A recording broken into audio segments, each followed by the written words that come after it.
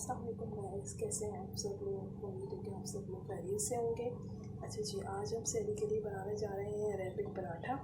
तो हम उसके इंग्रेडिएंट्स आप लोग जो है उसके नोट कर लें। सबसे पहले मैंने जो है ये एक आटे की डो तैयार कर दी है सॉफ्ट सी, ठीक है। इसके लिए मैंने एक कप मैदा और 1 कप आटा और सॉल्ट आपके अपने टेस्ट के हिसाब से, थोड़ी सी मैंने इसमें चीनी और आधी प्यारी घी ऐड करके इसको मैंने अच्छी तरीके से भून के मैंने एक नरम सी डो बना ली। ये देखें कितनी नरम सी डो तैयार हो गई, ठीक है। उसके बाद इसके कुछ इंग्रेडिएंट्स हैं अरेबिक पराठे के, जिसमें मैंने शिमला मिर्च को बारीक बारीक चॉप कर लिया है, कुछ हरा धनिया पुदीना उसको बारीक बारीक चॉप कर लिया है, एक दरमियानी साइज़ की प्याज है मैंने उसे चॉप कर लिया है, एक टमाटो लिया था मैंने छोटे साइज़ का उसको चॉप कर लिया और एक अंडा।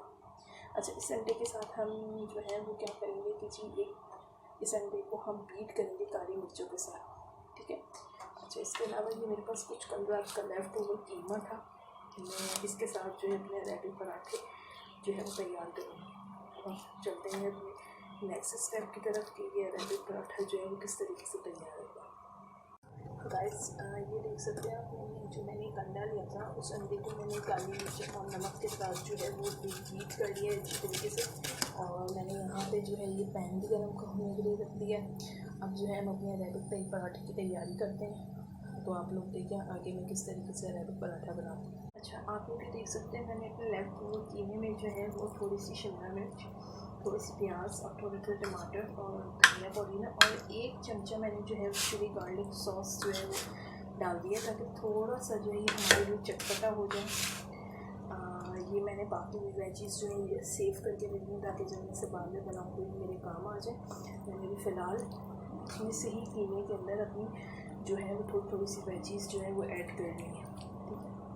और यहाँ पे आप लोग देख सकते हैं ये मैंने अपना आटे का पेड़ा भी बना के रख दिया है, ठीक है। अब मैं जो है वो अरेबिक पराठे बनाने की तैयारी शुरू करूँगी। तो आप लोग जो हैं वो देखते रहें कि किस तरीके से मज़े का जो है अरेबिक पराठा तैयार हुआ। ये देख लो, मैंने जो है अपने आटे का जो मैंने पेड़ा लिया था उसकी मैंने एक रोटी की शेप दे दी है। अब मैं इसके सेंटर में जो है ये अपनी फिलिंग करूँगी और जो बाकी जो मैंने अंडा बीट करा था वो भी मैं इसमें ऐड करूँगी। ये देख लीजिए मैं किस तरीके से इसमें फिलिंग अपनी सेंटर में जो है वो ऐड कर रही हूँ। अच्छा, इसके अलावा अगर आप चाहें, अगर आपको चीज़ वगैरह या मशरूम या ऑलिव्स वगैरह पसंद हो तो वो भी आप ऐड कर सकते हैं, लेकिन मेरे घर में जो है वो मेरे हस्बैंड नहीं खाते हैं ऑलिव्स और मशरूम, तो दैट्स वाई मैंने सिर्फ ये रिमेनिंग वेजिस जो है ये ऐड की, ठीक है। तो आप लोग ये देख सकते हैं ये मैं जो है इसकी सेंटर फिलिंग कर रही हूँ अपने लेफ़्ट ओवर कीमे और वेजीज के साथ। ये बड़ा मज़े का जो है अरेबिक पराठा तैयार होगा। तो आप लोग जो है इसे ज़रूर घर पे बनाएं। और ये देखें ये जो है मैं इसमें वेजीज ऐड करूँ, एग भी जो है बीट किया हुआ अपना इसके ऊपर फैला दिया अच्छी तरीके से। अगर मैं इसमें भी ज़्यादा एग ऐड करूँगी तो वो फिर जब मैं इसे पकने के लिए तवे पे डालूँगी तो वो बहने लगेगा, ठीक है। तो अब हम इसे शेप देना शुरू करते हैं। मेरे ख्याल से इतनी फिलिंग काफ़ी है। अगर आप लोगों को ज़्यादा फिलिंग पसंद है तो आप लोग जो है वो इसमें ज़्यादा फिलिंग्स भी कर सकते हैं और कुछ अपने हिसाब से आप वेजीज भी ऐड कर सकते हैं जो आपको पसंद हो, आपके घर में पसंद की जाती हो। आप इसके साथ चीज़ भी जो है वो भी ऐड कर सकते हैं, ऑलिव्स, मशरूम्स वगैरह, कॉर्न्स, ये सब भी आप ऐड कर सकते हैं। तो आप अपने टेस्ट के रिक्वायर्ड जो है आप वो इसमें वेजीज वगैरह ऐड कर सकते हैं। गाइस, आप लोग देख सकते हैं मैंने जो है कितनी अच्छी शेप, इसको एक स्क्वायर शेप मैंने इसको दे दी है, ठीक है। तो अब आप जो है इसको तवे पे डालूँगी मैं इसको, और इसके बाद मैं इसे फ्राई करूँगी। फिर इसकी फ़ाइनल लुक मैं आपको दिखाती हूँ कि किस तरीके से जो है अरेबिक पराठे की जो फ़ाइनल लुक है वो कैसी होगी। गाइस देखिए, मैंने जो है इसको अपने फ्राइंग पैन में डाल दिया है। अब मैं इस स्टेज पे जो है वो थोड़ा सा घी ऐड करूँगी ताकि ये जो है अच्छी तरीके से कुक हो जाए। जैसे इसकी वन साइडेड जो है वो फ्राई होगी तो मैं इसको पलट के इसको दूसरी साइड से भी इसको फ्राई करूँगी। गाइस, आप लोग देख सकते हैं इसमें देखिए कितना नाइस, कितना ब्यूटीफुल सा एक गोल्डन कलर आ गया है, लेकिन अभी ये जो है कम्प्लीटली कुक नहीं हुआ है। मैंने इसे सेकंड साइडेड जो इसकी टर्न कर दी है। जैसे ही वो हाफ़ डन हो जाएगी तो फिर मैं इसको दोबारा से टर्न कर दूँगी जो है। और ये पराठा जो है मैं आपको सर्व करूँगी जी ये दही के ज़ीरे वाले रायते के साथ, और जो मेरे पास डिफरेंट टाइप्स ऑफ चटनीज़ मौजूद है मैं उसके साथ ये सर्व करूँगी। और ये पराठा बहुत बहुत बहुत मज़े का बनता है। जब ये बिल्कुल डन हो जाएगा तो फिर मैं आपको इसके सेंटर से भी कट करके दिखाऊंगी। इसकी स्टफिंग का कलर भी बहुत खूबसूरत सा आया है।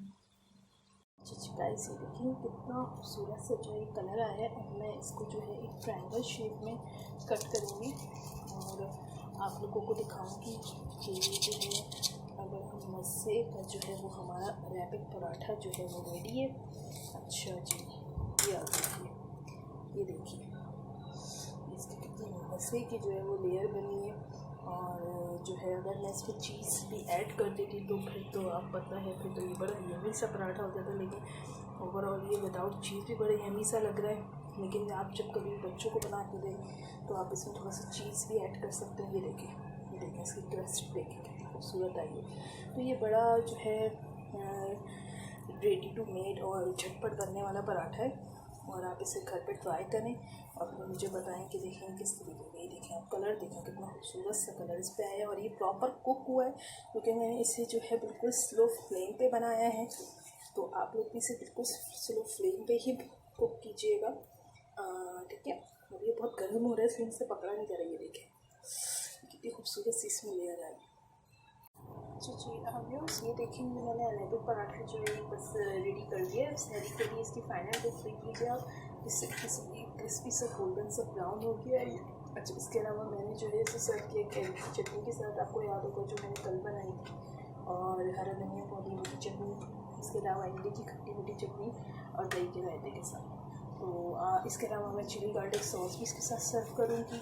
आप लोग इसे घर पे बनाएं। उसके बाद मुझे जो है वो व्यूज़ दें कि जी कैसे पसंद आया आप लोगों को या नहीं आया। और मेरी वीडियो अगर आप लोगों को अच्छी लगे तो इसे ज़रूर लाइक करें, शेयर करें, सब्सक्राइब करें। अल्लाह हाफ़िज़।